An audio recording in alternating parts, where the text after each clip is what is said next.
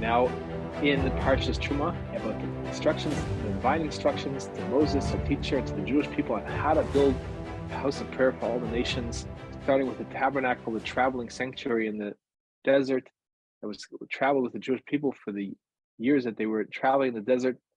And we are also in the third day of Adar, which means we are already 1/10 of our way into the month of Adar. We really have to think about Adar. It's just Mishanichnas Adar Marbim B'Simcha. When Adar comes in, we have to increase in joy. So you could watch the entire shir that we have on Parshas Terumah, many fascinating points about how to apply the building of the sanctuary to not only to the actual sanctuary, but also to our own lives, and how to see ourselves as each one of us building a sanctuary, a home for God Almighty in ourselves, that ourselves should be aligned and with the temple and aligned with God Almighty's instructions on the different components in order to serve God Almighty. But I'm going to leave that for another time for you to follow the link that's going to be at the end of this video to watch that. What I want to focus on really now is the concept of simcha, of joy. The natural state of being of every living thing is to be joyful. Now, we as human beings have a lot of advantages, but one disadvantage we have is that we can really think. Now, that thinking, if we apply it to good things, is going to be really helpful. But the thinking and what then translates into worry, and the thinking about the past, the grieving over the past, or ruminating over the past, or resenting the past, the comparison of the present with what we think it should have been, and our worries whether the future is going to match the way we want it to be, are all ways in which we are overriding, we are dampening, and sometimes seemingly completely swamping out our sense of joy. Now, a robin, an American robin that wakes up in the morning and starts singing on the telephone pole, doesn't have these problems. He's not thinking about the past. He's not comparing the present to what could have been. And he is not worried about the future. What he is happy to be alive. And so we too, as human beings, as living beings, are exactly the same. There's no reason for us not to be happy to be alive. In fact, every breath that we're taking is a gift from God Almighty, and it's meant that we're supposed to be praising God Almighty with gratitude for that gift. So we just have to be aware that our thinking is what gets in the way. And comes the month of Adar, and we're supposed to be setting all that aside and actually realizing that this is the time to focus on joy. We have to set aside time and make effort and actions. We need to sing, we need to dance, we need to think, and here I'm going into the thinking again. But rather, we should just be happy, and that's something that each one of us has innately in us. We don't have to. We're not going away from the truth by being happy. That idea that the truth is the parts that worry us, and the truth is the parts that concern us, that's a mirage that we believe that we're being more mature and more responsible by worrying and regretting and blaming ourselves and blaming others and so forth. On the contrary, life is meant to be light, it's meant to be joyful, and it's meant to be engaged in the service of God Almighty and engaged in the service of our fellow man. And that's the true joyous life, where we live in the present moment. We are actually focused on what is right now, what is the next right thing that I can do, and that's what the commandments are. The commandments are a manual of the next right thing that I can do at any particular moment. And I'll always have one ready for me to put into action at every moment, at every time, that's going to be the most aligned with my Creator, most aligned with my soul, the most aligned with the well-being of my fellow human beings. So that's what we have for Adar.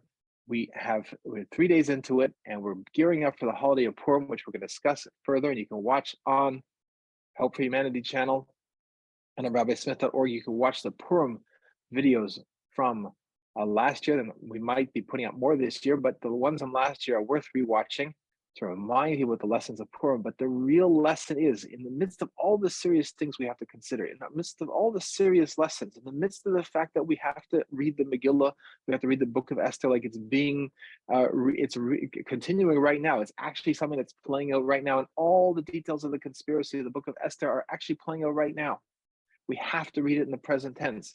Yet the overriding experience must be one of joy, because we know that we are alive, that God Almighty is gifting us with life from anew every single instant. And He is taking us, and we are hurtling towards a positive conclusion of the entire history of the world as the prophets have prophesied, and as the Jewish people have carried that message, that torch of hope for all of humanity, and shared that message with all of humanity, generation after generation. That is the joy and the hope of being alive, of being in God Almighty's creation, and being ready to experience and witness the fulfillment and participate in bringing about and participate in polishing off and completing and bringing to absolute reaching every single human being the ultimate and complete redemption with the coming of Mashiach Tzidkenu, which we're going to have then the ultimate joy, because our thinking will be completely sidelined. We'll just be thinking about this God Almighty and that there's nothing besides God Almighty, and having greater and greater insights. And therefore, the joy is always going to be springing forth without any restraints, without anything coming from inside our thinking to dampen it or to sideline it. On the contrary, everything that we're going to do is only going to enhance our joy. That is what the redemption looks like. And we could start experiencing that now by deciding and making a decision. Like the Alter Rebbe says in the Tanya that we just read the last few days, I will not allow any other extraneous, insecure thoughts come in the way of experiencing the divine light that's within me. That is, I will repulse any possibility of any other thought, and I will shout out against all these insecure thoughts that come and that want me to worry and want me to regret and want me to worry about the future and compare the past, compare the present to what it could have been. All these thoughts, I'm saying, get out of here. I'm not interested in you. That you're not creating a good experience for me, and you are concealing the light that is within me, that God Almighty is bringing out from within me at every instant. So that is what we could start doing right now. It's within the reach of every single human being, no matter what our circumstances are, whether it's our spiritual circumstances, whether it's our mental circumstances, whether it's our emotional circumstances, or our physical circumstances, or our financial circumstances, our relationship circumstance, whatever the circumstances we have, no matter how bleak they may look from an external measurement of data, the reality is that the only reality is that there's nothing besides God Almighty, and that we are meant to be joyous right here in this very moment in time.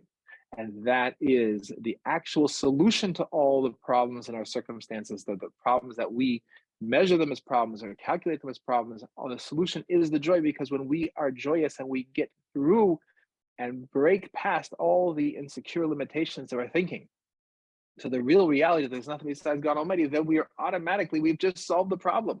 The joy itself is the solution to the problem. It breaks us through to the solution of the problem. As it says, that joy breaks all the boundaries. There's no boundary that could stop us and stop a joyful person, and could stop us from experiencing our own divinity that God Almighty is implanting in us, that we have soul and that we're created in God Almighty's image.